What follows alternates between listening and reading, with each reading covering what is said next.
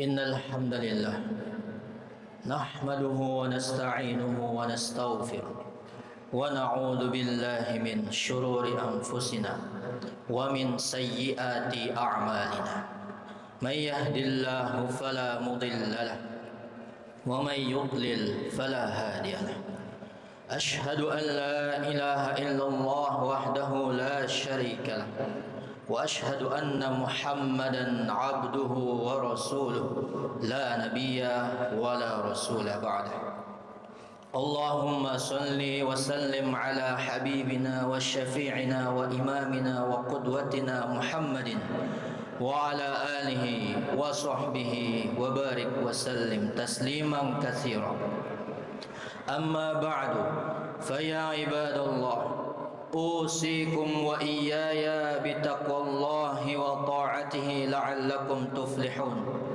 قال الله تعالى في كتابه الكريم يا أيها الذين آمنوا اتقوا الله حق تقاته ولا تموتن إلا وأنتم مسلمون. Hadirin sidang jamaah Jumat yang dimuliakan Allah, pertama-tama dan yang paling utama, marilah bersama-sama kita senantiasa memanjatkan rasa puji syukur kita atas kehadirat Allah Subhanahu wa Ta'ala yang telah mencurahkan rahmat dan karunia-Nya kepada kita semua, terutama telah mengaruniakan kepada kita nikmat iman dan nikmat Islam. Salawat serta salam semoga tetap terlimpahkan, tercurahkan kepada junjungan kita Nabi besar Muhammad sallallahu alaihi wasallam yang menjadi suri tauladan kita kepada Allah bagaimana cara mengabdi kepadanya. Yang ketiga kalinya, marilah bersama-sama kita tingkatkan kualitas keimanan dan ketakwaan kita kepada Allah Subhanahu wa Ta'ala dengan menjalankan segala apa yang diperintahnya dan menjauhi segala larangan-larangannya. Hadirin sidang jamaah Jumat yang dimuliakan oleh Allah, dengan ilmu Allah akan meninggikan derajat seseorang, sebagaimana firman Allah di dalam Al-Quran surat Al-Mujadilah ayat 11, yarfa'illahu alladhina amanu minkum walladhina utul ilma darajat. Allah akan senantiasa mengangkat derajat orang-orang yang beriman di antara kamu dan orang-orang yang diberikan ilmu pengetahuan. Namun setelah orang tersebut memiliki ilmu yang banyak, janganlah merasa tinggi dulu.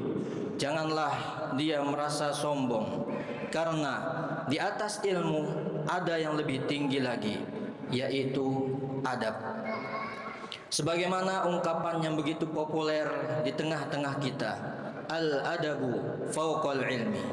Adab itu di atas ilmu. Adab itu kedudukannya di atas ilmu. Ulama-ulama terdahulu mempelajari adab sebagai pondasi sebelum mempelajari ilmu. Mereka meyakini bahwa adab adalah bagian yang lebih penting dan mendasar bagi setiap orang. Imam Malik rahimahullah diminta ibunya mempelajari adab terlebih dahulu sebelum belajar ilmu. Ketika Imam Malik belajar kepada Imam Rabi'ah bin Abdurrahman, beliau merupakan salah seorang ulama fikih di kota Madinah saat itu. Dengan menghormati, ibunya mengatakan kepada Imam Malik, pelajarilah adabnya sebelum engkau mempelajari ilmunya. Begitu juga dengan Imam Syafi'i yang sangat menghormati gurunya Imam Malik. Sebagaimana dikisahkan bahwa ia tidak membuka kitab dengan keras di hadapan gurunya Imam Malik agar tidak mengganggu konsentrasi Imam Malik ketika menjelaskan ilmu. Imam Ahmad juga dikenal sebagai seorang yang sangat menjaga adab di majelis ilmu. Imam Ibnul Mubarak belajar adab selama 30 tahun, sedangkan beliau belajar ilmu selama 20 tahun. Mengapa demikian? Karena adab dianggap sebagai landasan yang membuat ilmu menjadi kokoh, sehingga tanpa adab ilmu itu akan sulit memberikan buah yang baik. Dampak mempelajari adab adalah dapat membuat seseorang lebih mudah memahami ilmu dan menjaga akhlaknya. Bahkan jika ilmu yang dimiliki sedikit tetapi adabnya baik, itu lebih baik daripada berilmu banyak namun dia tidak beradab. Akan menjadi lebih baik lagi manakala seorang memiliki adab yang tinggi dan ilmu yang banyak. Maka tentu ia akan menjadi mulia di sisi Allah, lebih-lebih di sisi manusia. Jika kita umpamakan adab itu nilainya 1, sedangkan ilmu nilainya 0. Berapapun jumlah angka 0 yang berjejer, maka dia tidak akan memiliki nilai tanpa adanya angka 1. Maka oleh karena itu, seorang yang berilmu tentunya akan menjadi sempurna jika dilengkapi dengan adab. Karena adab nilainya 1 dan ilmu nilainya 0.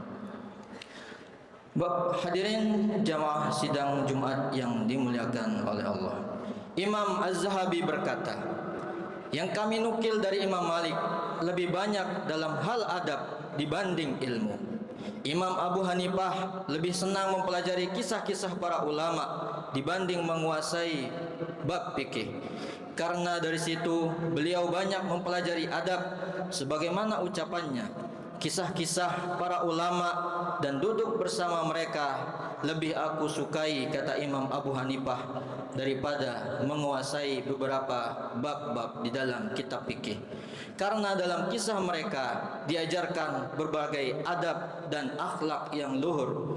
Demikianlah para ulama ahli ilmu terdahulu menjunjung tinggi adab di samping ilmu yang mereka miliki. Hadirin sidang jamaah Jumat yang dimuliakan oleh Allah, kata adab digunakan untuk menunjukkan apa saja yang terpuji dari ucapan maupun tindakan. Ada sebagian ulama yang mengatakan bahwa adab itu adalah menghormati orang yang kedudukannya di atasnya dan lemah lembut kepada siapa saja yang berada di bawahnya. Berkaitan dengan hal ini, setidaknya ada 7 kewajiban seorang muslim kepada muslim lainnya, atau ada 7 adab seorang muslim kepada muslim lainnya. Diriwayatkan dalam hadis Nabi sallallahu alaihi wasallam, an Abi Hurairah radhiyallahu anhu qala Rasulullah sallallahu alaihi wasallam, haqqul muslimi 'alal muslimi sittun idza laqitahu fasallim alaihi wa idza da'aka fa'ajibhu wa idza istansahaka fansahhu wa idza 'atasa fahamidallah fashammithu wa idza marida fa'udhu wa idza mata fattabi'hu. Rawahu Muslim. Dari Abu Hurairah radhiyallahu anhu, ia berkata, Nabi sallallahu alaihi wasallam bersabda, kewajiban muslim kepada muslim lainnya ada 6. 1. Jika engkau berjumpa dengannya, maka ucapkanlah salam kepadanya. Hadirin sidang jamaah Jumat yang dimuliakan oleh Allah, Ibnu Hajar dan Ibnu Abdul Bar mengatakan, mengucapkan salam itu sunnah hukumnya, namun menjawab salam itu hukumnya wajib. Yang kedua, apabila seorang muslim mengundangmu, maka penuhilah undangannya. Imam As-Sun'ani mengatakan, yang dimaksud di sini adalah undangan untuk menghadiri acara walimah. Maka datang menghadiri acara tersebut hukumnya wajib jika diundang.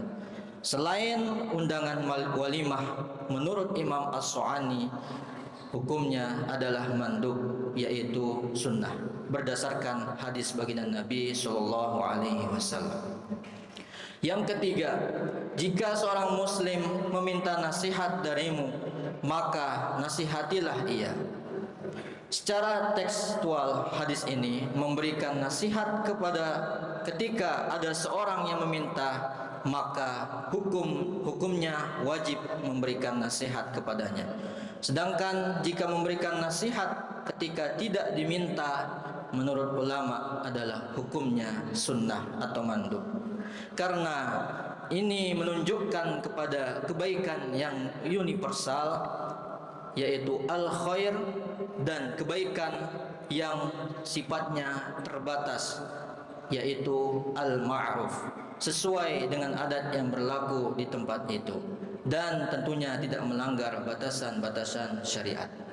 Yang keempat, jika seorang muslim bersin kemudian dia mengucapkan alhamdulillah, maka doakanlah kebaikan untuknya. Jika ia tidak mengucapkan alhamdulillah, maka ingatkanlah orang yang bersin itu untuk segera mengucap alhamdulillah. Karena ini termasuk dalam hal perkara saling menasihati dalam kebaikan. Jika orang yang bersin ini mengucapkan alhamdulillah, maka doakanlah ia dengan berucap yarhamukallah. Maka ketika itu orang yang bersin ini pun membalas dengan yahdikumullah wa yuslih balakum. Sedangkan menurut ulama ahli Kufah bisa juga membaca yaghfirullahu lana walakum. Yang kelima, kewajiban seorang muslim terhadap muslim yang lainnya adalah jika ada yang sedang sakit, maka jenguklah ia dan berikanlah doa agar ia lekas sehat kembali. Baik yang sakit itu adalah orang yang kita kenali ataupun dia bukanlah orang yang kita kenali. Baik yang sakit itu adalah kaum kerabat terdekat kita ataupun dia adalah orang lain, apapun bentuk sakitnya. Yang keenam, kewajiban seorang muslim terhadap muslim yang lainnya adalah ketika seorang muslim meninggal dunia, maka yang muslim lainnya wajib mengantarkan jenazahnya ke tempat peristirahatannya yang terakhir. Baik jenazah itu adalah seorang muslim yang dikenali ataupun seorang muslim yang tidak dikenali. Inilah adab-adab seorang muslim terhadap muslim lainnya. Dan jika kita membaca ayat-ayat Al-Quran maupun hadis-hadis baginda Nabi SAW, adab-adab seorang muslim terhadap muslim lainnya tentunya lebih daripada ini, lebih banyak lagi. Namun setidaknya 6 hal ini yang dapat kami sampaikan pada kesempatan yang berbahagia ini.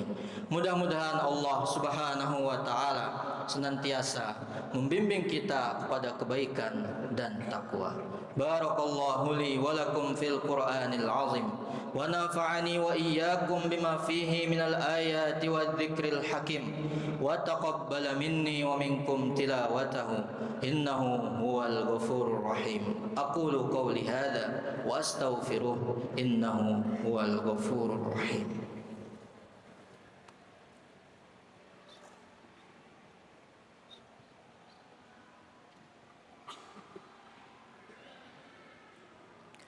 Innal hamdalillah nahmaduhu wa nasta'inuhu wa nastaghfiruh wa na'udzu billahi min shururi anfusina wa min sayyiati a'malina.